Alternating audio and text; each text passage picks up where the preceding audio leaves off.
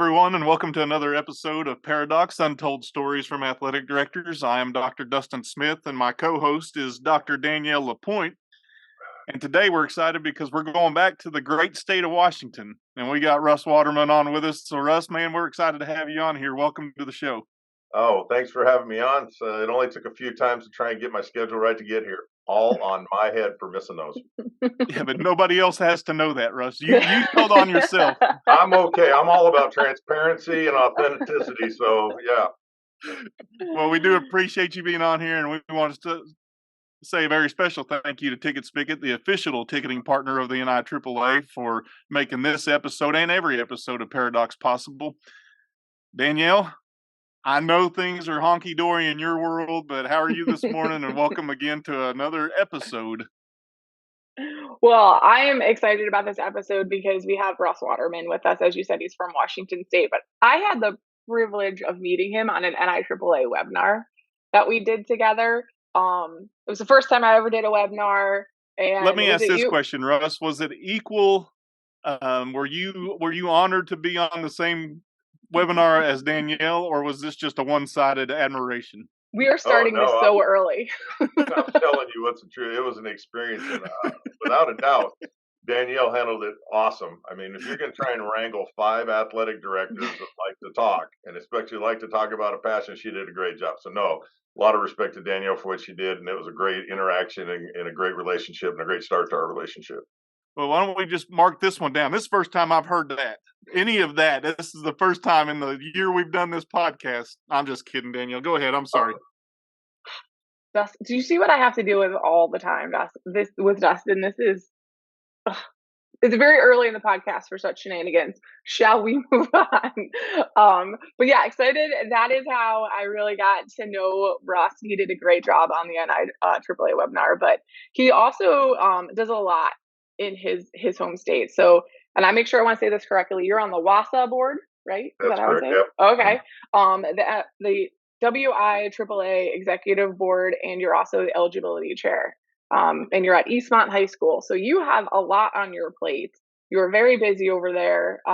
So I'm really appreciative of the time that you're taking to talk with us today. Oh, I'm just happy to be here. I mean, I've heard a lot of great things about this podcast and kind of a fun atmosphere because, some podcasts can be serious. So I'm glad that we can be a little jovial and goofy and be here and share some stories. And, if somebody can gain something from this, it's a young AD. Here's a bear trap for you somewhere at every turn. Speaking of bear traps, are there a lot of bears in Washington State? Not where I live. Well, that's good. So we won't be setting a trap? No, 10 minutes away from me, we find some. So that's pretty close. That's pretty close. 10 minutes away is pretty close for a bear. So have you heard about the town of Leavenworth? I have. Okay, so Leavenworth is about a 20-minute drive which way? West of us. So once you get up into that area, there's a lot of bears. In fact, they had a bear mauling up there about a month ago in the town, in the city. So as long as I can stay away from the wildlife, they can be wild wherever they want. Just don't be wild near where I am. Yeah, don't be wild in my life. No, All right, so I'm going to jump ahead, but does your story involve bears then? No. Do you want my story to involve bears? Because I can embellish on the story. I can add. Do you want my story to involve bears? That's my favorite question. I think we've had a long time. Do you want my story to involve bears? I mean, I like that you can embellish it. You can add it to it and it won't be uncommon. Insert nature here. That's where it is. Bear, giraffe, zebra. What do you want? I got you.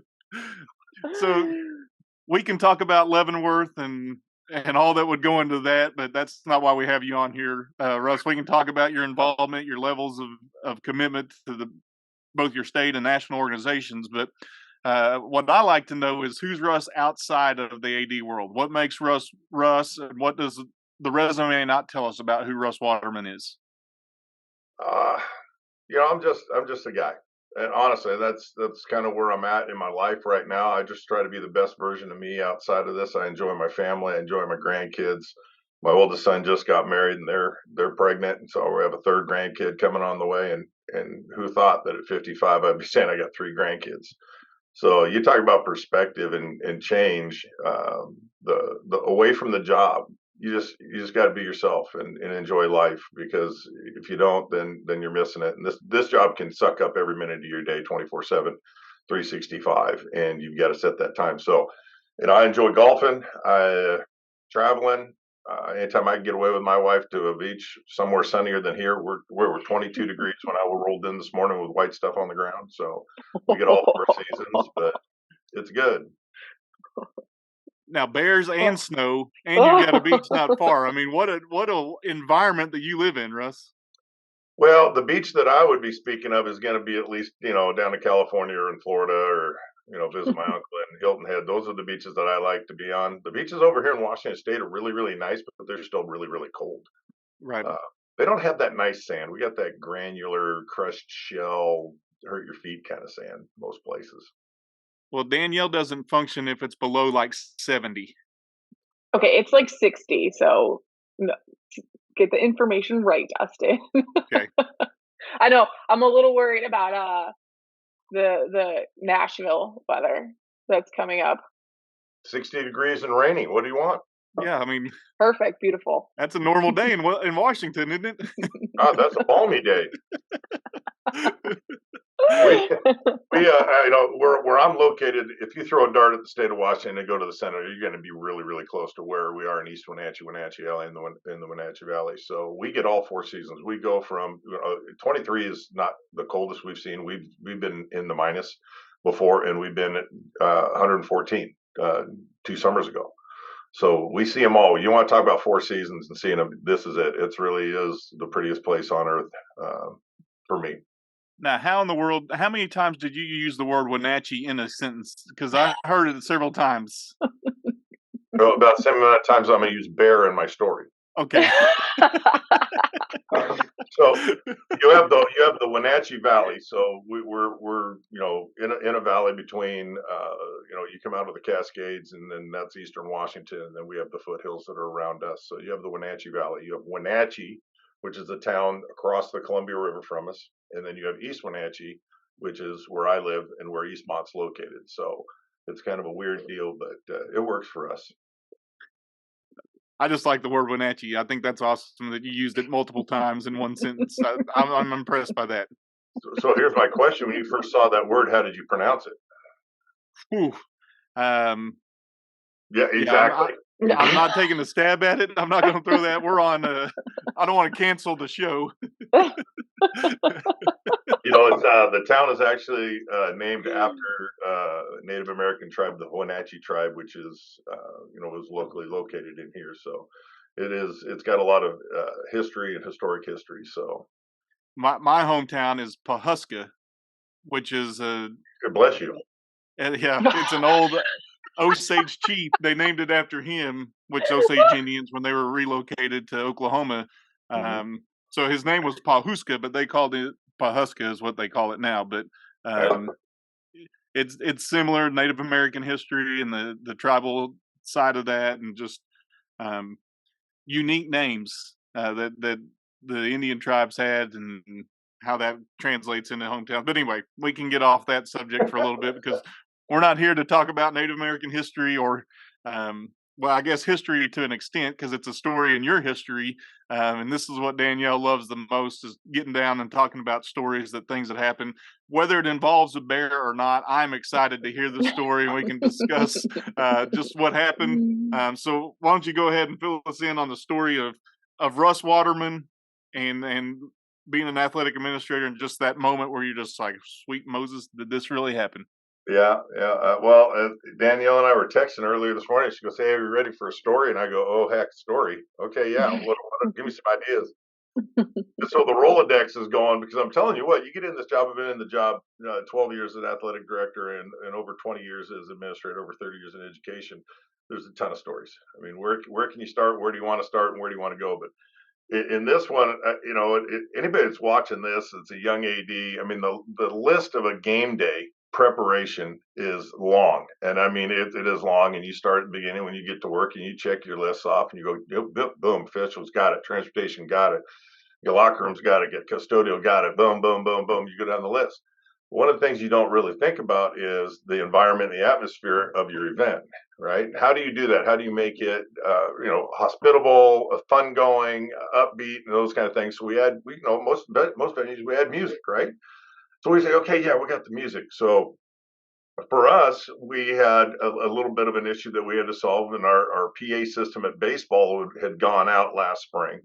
And one of our parents said, "Hey, what's it going to take to replace that?" And I said, "I don't know. I don't know. Let me look at it," and did a little research. And I said, "It's going to cost about this X amount of dollars."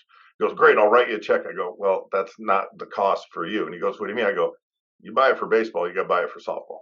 They don't have a PA system, and I can't put one in without putting one in for softball. It's a Title IX issue." He goes, "No problem. What's the total check to write it?" So we're excited. Got a brand new sound system at baseball, brand new sound system at softball. Softball's ecstatic because they've never really had a PA system. We always use a portable speaker and a microphone. It just sounded horrible. So I now feel we like I need to insert a disclaimer though. Like that's not the way those conversations normally go. You don't normally just have a conversation and get two new speaker systems for baseball and softball. So that's awesome. Kudos to you and your school for being able to get that. What do you mean that isn't the way it always goes? Yeah, what schools have you been at? Yeah, what are you talking about? What do you do down there in Florida? I'm doing it wrong. I agree with you. Usually it doesn't happen. Usually people want to give money for the purpose that they want to give the money for. This donor was actually, he's got two young daughters coming up in our system too. So he gets it. He's an ex-school board member and he gets it. So it was a pretty good deal. But the benefit for our kids was awesome. So we go, we're going to have our first home game.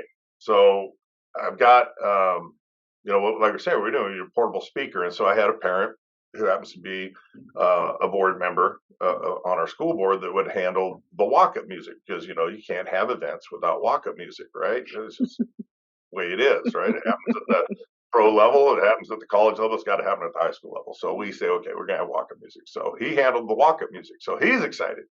Oh, it's a new PA system. So he's trying it out, and we're saying that's a little bit loud and whatnot. He goes, "Oh, we're good. So girls are excited, everybody's excited, and we go through the walk-up music. It's great. Top of the first inning, 1, 2, 3. Now we're going to get to in between. So we're playing music, right? So music sounds really good. Nothing's wrong. Beautiful. Second inning, 1, 2, 3. Here it goes. Walk-up music was great. Now we play the music, and all of a sudden, over the speakers comes a DMX song. Now, if you're not familiar with DMX, he's a popular rapper. He passed away a couple of years ago, but very popular with the kids, and so the playlist was on there. Unfortunately, he had selected the uncleaned version. So over the speaker systems comes the F word, the MF word, and every other cuss word that possibly could fit in a rhyme. And I am just like mortified. I'm standing by the dugout, and it's a good 50 feet to the crow, the building, and you got to go upstairs to the crow's nest. And I covered that ground in 4 steps. I don't think I hit a stair going up the stairs. And I get up there, and he is just as white as a sheet, and he is just shaking. The sound system's off, and he's just looking at me like, and I go, "Good job. We'll make sure we put this in the next school board report." Every fan had looked up there. Every fan had their jaws hit the floor, and I'm going. So he at least knew that something was wrong. He knew he did something wrong. Yeah, that music got cut off really quick after about the third curse word. DMX is not. It's not a clean rapper. If you don't know if you're listening, you don't know who DMX is. Dustin, do you know who DMX is? Come on. You do this. I'm well versed. We've established this. You are not well versed. I don't know if you would know. You didn't know who Charlie Pride was, for crying out loud. I do now.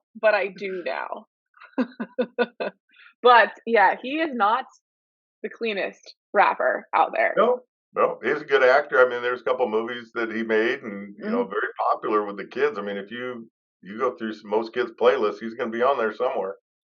The funny thing about this to me is I was at the collegiate level, and kids would always come up before basketball games. "Hey, Dustin, we made this warm-up CD. Can we listen to it?" I'm like, "Nope, not till I screen it, because I want to make sure that you're playing stuff that's supposed to be, Dustin, it's all clean. It's all Spotify clean version, edited version, whatever you want to call it. But that ain't even edited. I mean, most of the rap songs that the kids play now, if you have to cut out all the bad words, it's just basically a beat. You're not Yeah. really But hearing music.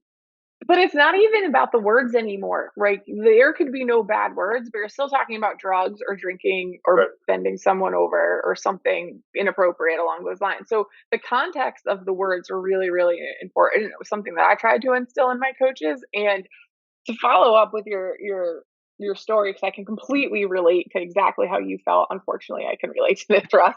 Is that I signed somebody to listen to it, and I was like, yes, let's get this off my plate. Somebody can help me out by listening to this music. So I listened to it, and the music itself was fine, but one of the songs, I'll never forget this. One of the songs had two gunshots in it. It went like bang, bang over the speakers. And I did the same thing you did. I flew up there so quickly and they were like, there's nothing bad about it. There's no clean, it's a clean version. And I did everything you asked, but I didn't.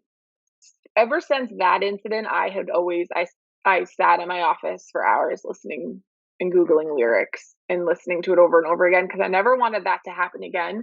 But those gunshots like shook me. Like I Yeah. was in the stadium and I was like, what?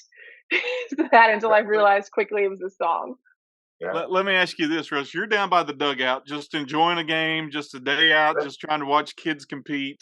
Second inning, first inning, no problem. Second inning, all of a sudden, where were you in midst of a conversation? Were you around kids? Were you trying to celebrate? Hey, 1, 2, 3, we got them out of there. Or what was your immediate reaction as soon as you heard that? Were you in the middle of a conversation?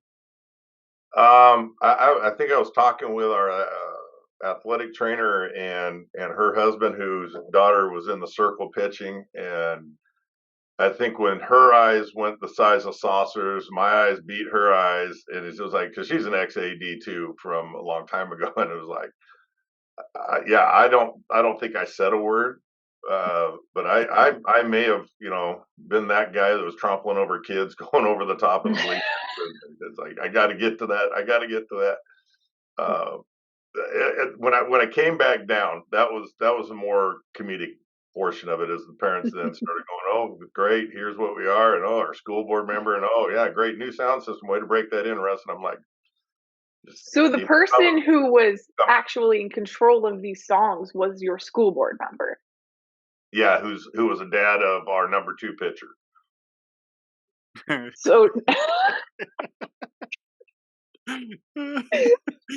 It was a good running joke for a while. I Right. expected, we're going to get a little extra budget out of the school board for this, right? And, What was the conversation like when you got in there? I mean, obviously he was white as a sheet, and he was. I mean, was there a conversation, or did anything need to be said? You just agreed, hey, well, you did the right thing. let's peel another layer of the onion off. So he is an ex-athlete of mine from the 90s. So I coached him.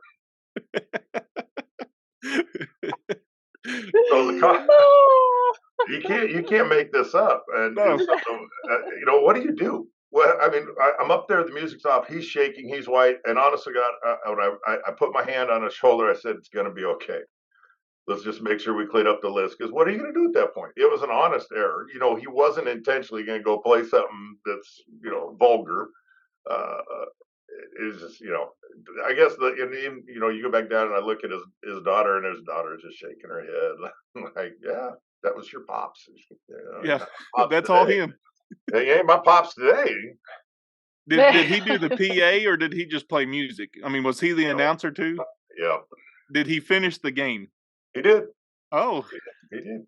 so And then the next home game, he goes, I've cleaned out all the music. I go, I trust you. I'm special. I honestly, I thought I would be getting some, Billy Graham revival music in there for something to make up for it. So, Lawrence Welk but no, you get over it.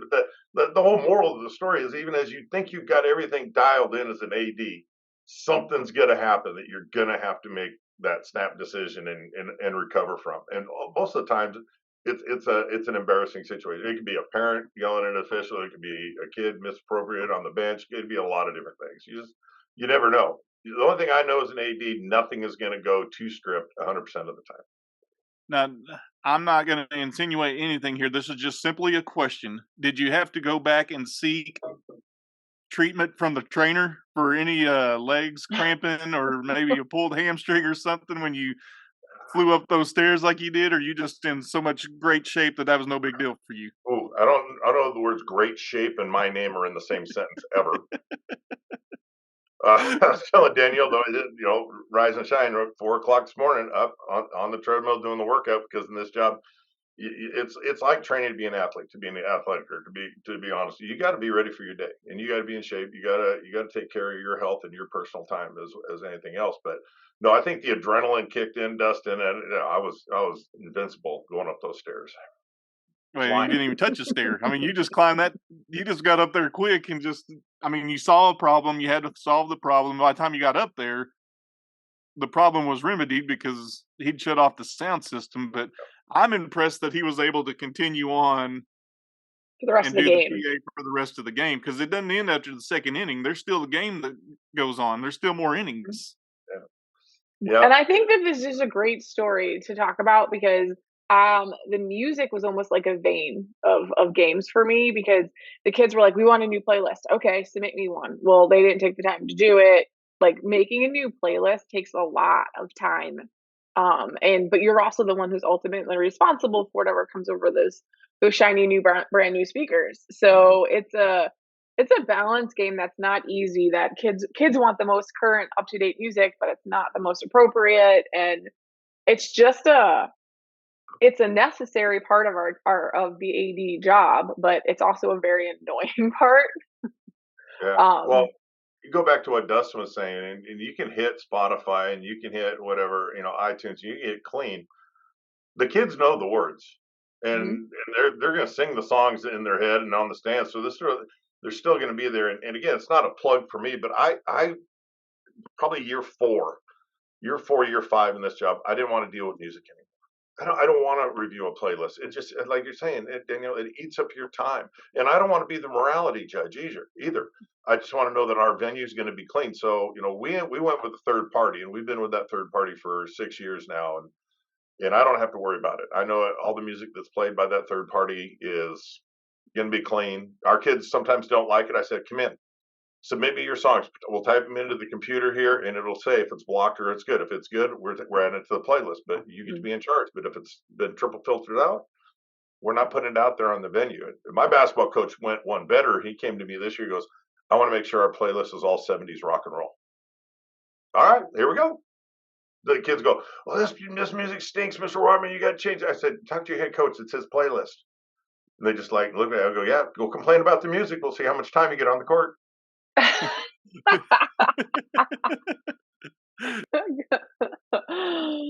Oh, that's funny. Yeah, we've gone to a third party as well, just because of this whole same scenario. Because I'd get text messages, "Hey, have you listened to those lyrics? Have you read those lyrics and know what they're saying?" And it may be innocent. It may not be a bad word, like you said earlier, Danielle. It may not be bad words, but it could be innuendos. It could be stuff that. And if I'm the fun police, I'm the fun police, whatever. And my kids are like, "Hey, we can't get pumped up with this music." I'm like, if you need to be pumped up because of music, wear your headphones, whatever. I mean, you're competing. we're literally talking about, I feel like, a sore subject for every single AD ever, anywhere, because this is like kids saying, I can't get pumped up to this. This is so important to like my performance and my warm up is a common theme, I think. I'm very much, I guess just stereotyping that across, the entire country. But I do think it's a very common problem. So the idea of having a third party is a great idea.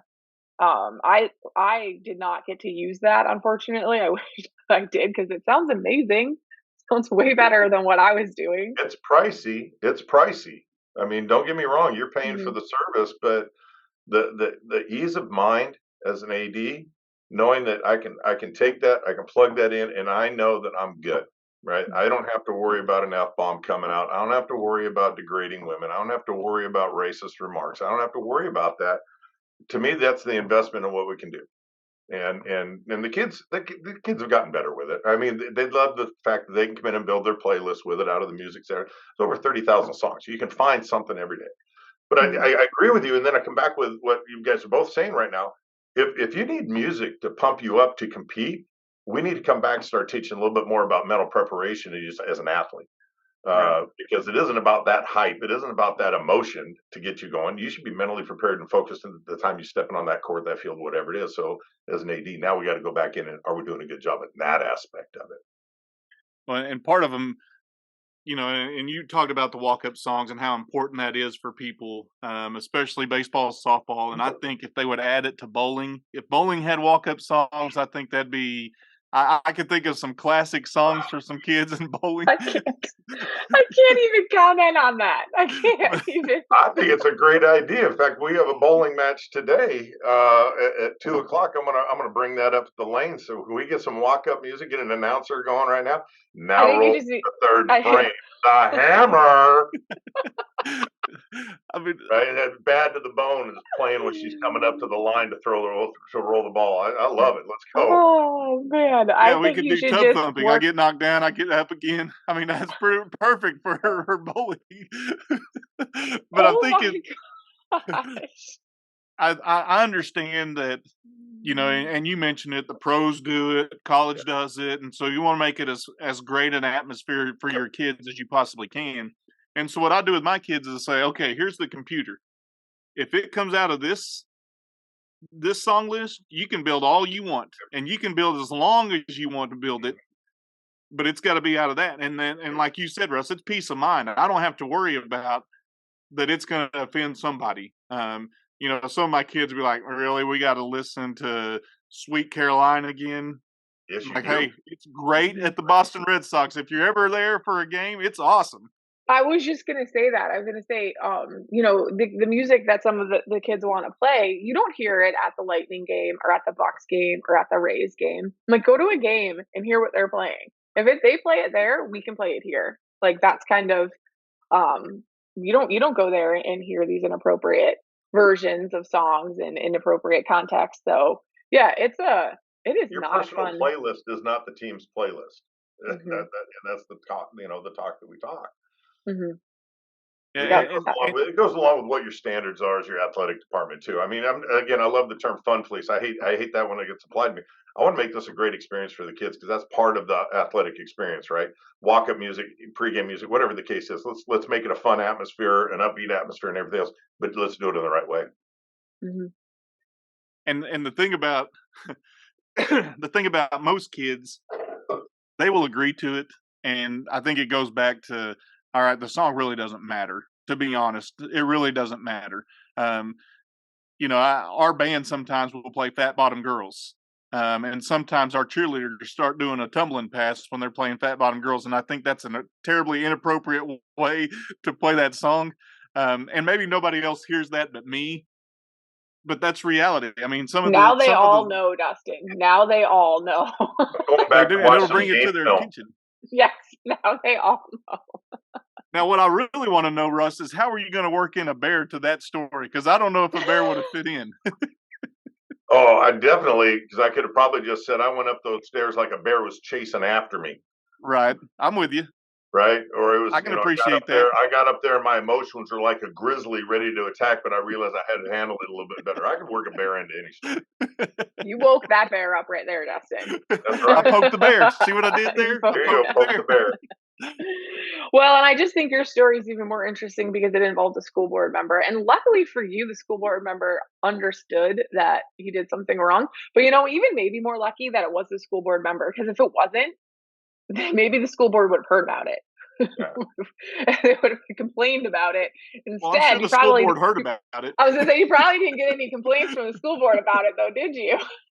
I didn't attend the next school board meeting, but I think he probably self-reported.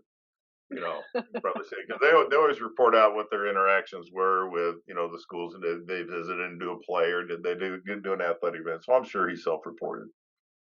And I mean, just the street cred that you had established, you could have just with that particular board member just say, hey, remember.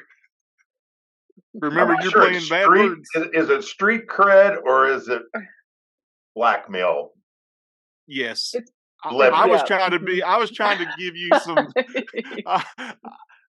I mean, you can spin it however you want to. It's kind of like putting the bear in there. I mean, you can spin it however you want to, but I was going with street cred just to give you some.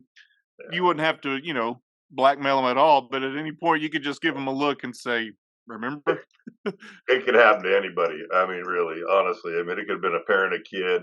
You know, put another layer to that onion. About 3 or 4 years prior to that, we had an athlete that didn't like our third party venue and unplugged ours and plugged his iPhone in during warmups, just shoot around, and that cost him a little bit of playing time because it was an unfiltered list that came out over the speakers. So it can happen to anybody.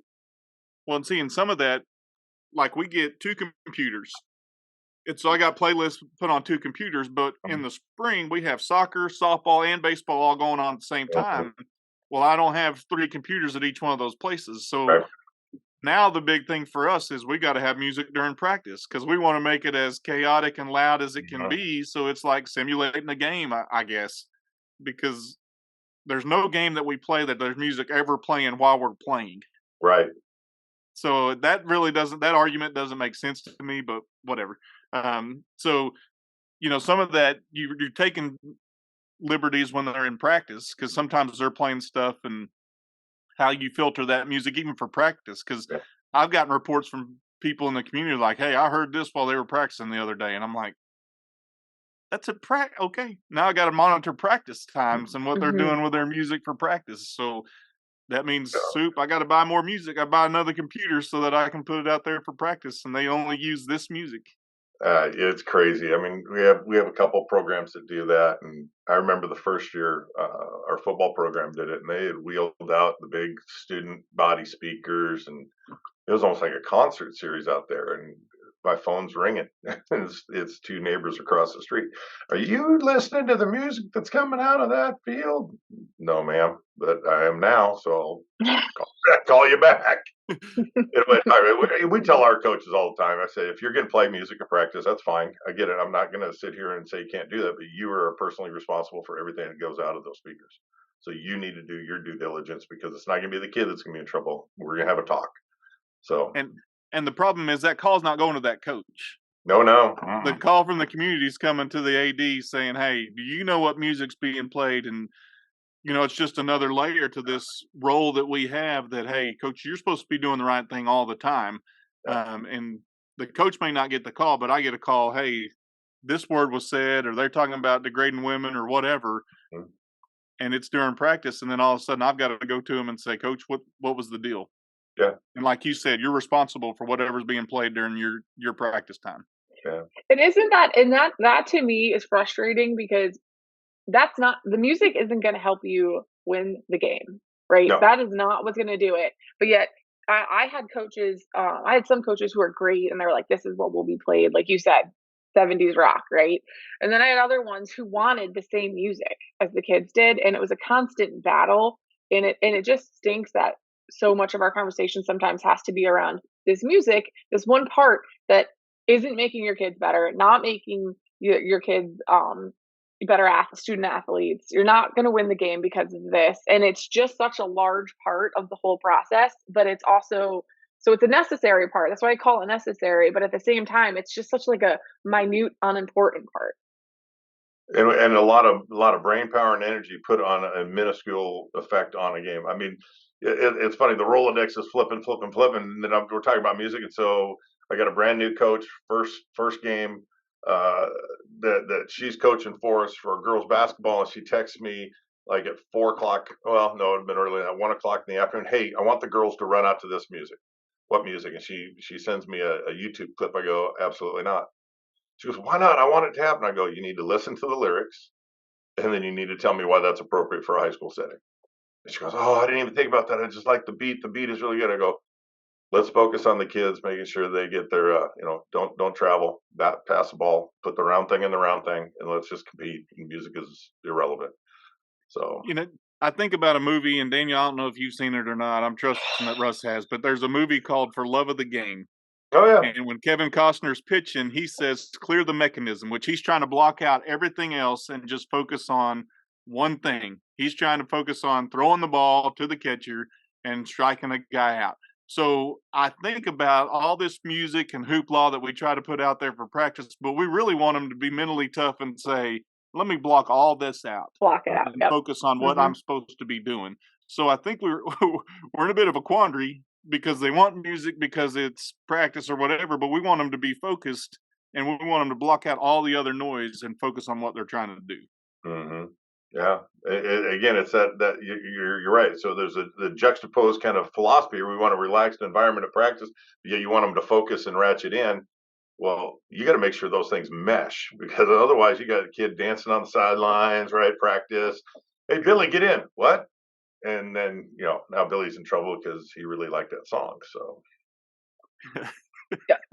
And it plus just goes to show, like, I come back to what Danielle said. There's no music during game time, right? There's no music during the course of the play. And so you're really giving them a false atmosphere to perform in anyway. And there's some places we go to that are quiet as a church mouse. I mean, it's just a quiet environment, and I don't know what the music has done for them at all, because it's not simulating a game situation. Right. Yeah. Well, I mean, just think about how long we're having a conversation about it. It clearly is a sore spot amongst ADs. Is we're like, we can sit here and dissect this, and we all have very similar experiences. So, yeah, no, I think this is a phenomenal thing to really touch upon amongst all ADs. I mean, your story is funny, Russ. Like, it has involved a school board member, brand new speakers, like in a great situation too, like a lucky thing that you got at your school and turned it into this like black mark in your Rolodex, as you call it, where you're like, didn't need that to happen. And who are you supposed to trust more than your board member to do it, right? Yeah. That's supposed to be one of your I can trust this person to do it. It wasn't intentional by the board member. I mean, it was a sheer complete accident that music got played. But sometimes that's the toughest lessons we learn when we go through an experience and just say, okay, we won't be doing that again. Yeah. But who says it can't happen again by accident? So it's always on AD's minds. And if you're an AD out there who struggles with this, you are not alone. No. By any means. If you want to talk about a good third party vendor, contact Russ or myself, and we'll put you in contact with people who filter it all. They even make it sound like a radio station. They can do shout outs, you can do advertisement, you can do all kinds of things with it. At least our third party vendor, which I'm assuming is the same one you're dealing with, but yes, it is. It's really something that will take a huge load off of your shoulders and something you don't have to worry about. It's just a matter of having your computer at that venue and you're good. Yeah, it's one of those things that if you don't have money in your budget for the district, go to your booster club. I mean, they're gonna give you some help with that. But yeah, it's a godsend, really, to not have. And it's an easy sales pitch to an administrator, be able to say, "Hey, you want to worry about music? Here we can go this route, or we can pay this amount and not have a concern about it at all." Yep. Yeah. Well, I appreciate you sharing that story, because I think it's a very, very important one, and reason why you need to be stretched and ready to go at all times, right? Because sometimes you gotta hop over kids and fences and stairs before the game starts. Get up at 4 a.m. and hit that treadmill so you're ready for whatever the day may bring. Stairs, whatever. That's right. Yeah, you get your stair steps in. You got to wiggle and get through the crowd. You bet. Make it work. See Russ on the sidelines before a game, just stretching. You know why? Heck yeah. In the training room, working on the bands, get a tape job real quick. Yeah. It's game time, trainer. I need taped up. Right. You got to love it when you're walking out and you get your shoes spatted right there for game time and you're the AD on the sideline. See that so badly now. I will pay money, Danielle, to see you spat up your shoes at your next football game on the sideline. Consider it done. Hey, how about you do it at the national convention? You just come ready, because you never know what may happen there. come walking into the vendor hall with spattered up shoes, Have walk-up music when you walk in there. playing on my phone. That is incredible right there. Just have your phone in your pocket and just start blaring your own walk-up music. Yeah. Just announce to the world, Danielle is here. Here's my walk-up music. I'm coming in. Yeah. Hey, tap the person right there at the vendor hall that's checking badges to say, Danielle is now in the vendor hall. I don't like where this conversation has gone. Let's go. Dustin, that is now our mission in Nashville. No question. And we are at the doors with a megaphone, and we announce her presence with authority. And I'm going to have my own walk-up song for her, so I'm going to pick which one I want. Ooh. And then when Andre Walker and I are presenting at the convention, I'm going to make sure he's got a walk-up song when he gets introduced.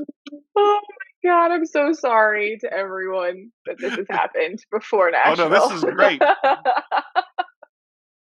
Just be listening for us at the National Convention. If you hear Danielle Lapointe, Dr. Danielle Lapointe, we'll make sure we announce that, but her walk-up music, and we get to pick it. This episode is going to require Dr. Detroit comes to mind right now. Oh yeah, there's several things that I could put out there. Oh my God, I've lost control of this episode. You guys know that I edit all the episodes, right? This episode's going to need heavy editing. You can't edit me at the National Convention, though. You won't have it recorded there. Oh man. Well, before this gets even worse, which I don't even know how I can at this point, I just want to say thank you for taking the time out of your very busy day, to really enlighten ADs across the country, but to take time to hang out with Dustin and I. I really appreciate it. I know you're a busy guy. It's the greatest start to my day right here. It can't get any better than what I've done right now. I'm sharing time with ADs. We're all in the same canoe rowing, man. We just need to realize that. Just don't row toward the waterfall. Yeah, stay away from that. I've seen without a paddle. You don't want that row. You don't want to be on that, which may have taken place in Washington anyway. But that's a whole nother story. Anyway, Russ, I do appreciate you, brother. Thank you for jumping on here with us. Thank you for taking your time, and I'm glad we got this scheduled because I think this is very valuable for ADs to hear. Real world experience, something that has really happened that can make them better as AD. So I want to thank you, Russ, for jumping on, and look forward to seeing you later this week in Nashville. Yeah, you bet. It's going to be the time. Best week of the year. Yeah, thank you to both of you, and also thank you to Take It Spigot, who is our official sponsor of our podcast. We will be back next week with another episode.